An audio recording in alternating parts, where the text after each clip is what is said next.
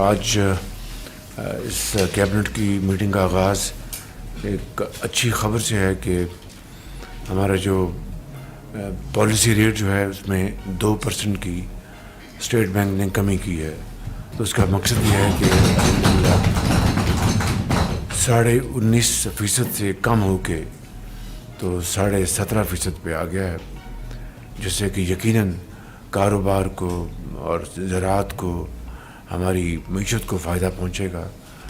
اللہ کرے کہ وہ دن بھی آئے کہ جب یہ بھی انفلیشن کی طرح سنگل ڈیجٹ میں آ جائے پالیسی ریٹ، تو اس سے پاکستان کی معیشت کو انشاءاللہ 4 چاند لگیں گے. لیکن یقیناً یہ اسٹیپ بائی اسٹیپ یہ بہتری آ رہی ہے، اور slow and steady wins the race.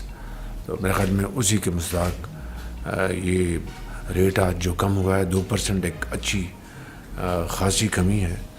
تو اس سے اب ہماری سرمایہ کاری، ہماری صنعت، ایکسپورٹس، کامرس، ایگریکلچر، سب کو اس کا بے پناہ انشاءاللہ فائدہ ہوگا.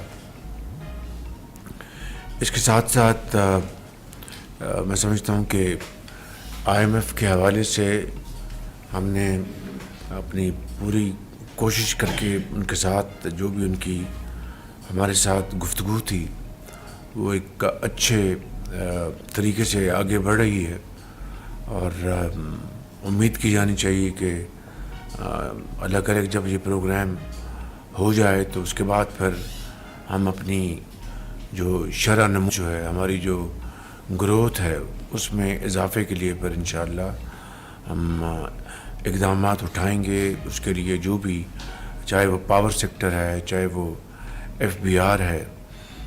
FBR میں بے پناہ وہاں پر اقدامات کی ضرورت ہے، اور راشد لنگڑیال وہاں پر آئے ہیں.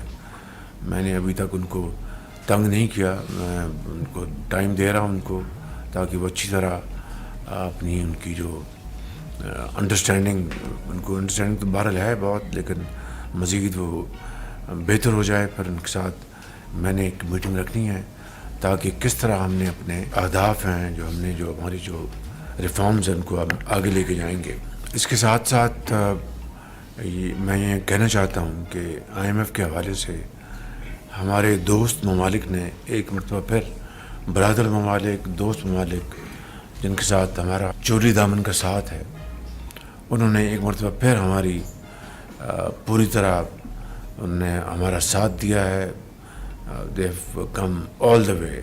میں تفصیل میں اس وقت نہیں جا سکتا، بس یہ کہوں گا کہ انہوں نے جو کچھ کیا ہے بالکل ایک جو بھائی بھائی کے لیے کرتا ہے اور دوست دوست کے لیے کرتا ہے. ان برادر اور دوست ممالک نے پچھلی مرتبہ بھی، اس مرتبہ پھر انہوں نے اسی تاریخ کو انہوں نے دہرایا ہے اور پورا ساتھ پاکستان کا دیا ہے. یقیناً یہ معاملات اسی طرح نہیں چل سکتے. ہمیں قرضوں سے ہمیں جان چھڑانی ہوگی، اپنے پاؤں پہ کھڑا ہونا ہوگا. آپ ایک نیوکلیر طاقت ہیں، اور اگر ہم ہر روز قرضوں کے لیے درخواستیں کریں گے تو اس کی جو اہمیت ہے اس میں کمی واقع ہوتی ہے. اس میں یہ کوئی راکٹ سائنس نہیں ہے، بالکل ایک عام سادہ زبان میں سمجھنے والی بات ہے. تو میں سمجھتا ہوں کہ یہ وہ معاملات ہیں جس کے اوپر اس وقت حکومت پاکستان پوری کمٹمنٹ کے ساتھ کاوشیں کر رہی ہے. اس IMF کے حوالے سے اٹس لٹل ٹو پریمیچور. جب انشاءاللہ موقع آئے گا تو میں پھر تفصیل سے ساری بات بتاؤں گا. فی الحال یہ کہنا مناسب ہوگا کہ IMF کی جو ریکوائرمنٹس ہیں اس کو پورا کرنے کے لیے وزیر خزانہ نے اور MOS نے اور ہماری حکومت کے دوسرے جو آنریبل ممبرز ہیں کیبنٹ کے اور اداروں کے سربراہوں نے بے پناہ مل کر کوشش کی ہے. اور انشاءاللہ میں سمجھتا ہوں کہ ایک بہت، اور پھر ہمارے جو چین میں ہمارے جو سفیر ہیں ان کی بڑی کاوشیں ہیں فاطمی صاحب کی بڑی بڑی ایفرٹس ہیں ان کی، سیکٹری فائنانس کی بے ناکافش ہیں، کوئی شک نہیں. اللہ تعالیٰ اس میں برکت ڈالے. غزہ میں جو بربریت اور قتل و غارت جو ہو رہی اور معصوم جانیں ان کو جس طرح شہید کیا جا رہا ہے، وہ میں سمجھتا ہوں کہ یہ تاریخ کا انسانی تاریخ کا سیاہ ترین باب ہے.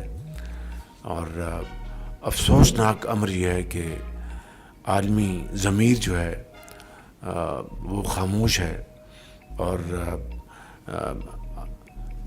اقوام متحدہ میں، سیکیورٹی کونسل میں، ہیگ میں جتنی بھی قراردادیں پاس ہوئیں، جتنے بھی فیصلے آئے، اس کی اسرائیل نے قطعاً کوئی پرواہ نہیں کی اور ردی کی ٹوکری میں ڈال دی. اور عالمی جو طاقتیں ہیں وہ خاموش ہیں. یقیناً انہوں نے کاوشیں کی، سیز فائر کے لیے قراردادیں پاس کروائیں، لیکن اس کے اوپر کتنا عمل درآمد ہوا. اس کا نتیجہ یہ ہے کہ آج 6 اقوام متحدہ کے جو ریلیف ورک کے لیے جو لوگ وہاں پر تھے ان کو قتل کر دیا گیا، 6 لوگوں کو. اب یہ عالم ہے کہ یو این کے جو سٹاف ممبرز ہیں جن کا کام یہ ہے کہ ان کو پولیو کا یا خوراک کا انتظام کرنا، ان کو وہاں پر قتل کر دیا گیا. اگر یہ واقعہ کسی اور ملک میں ہوتا تو ایک طوفان اٹھ جاتا.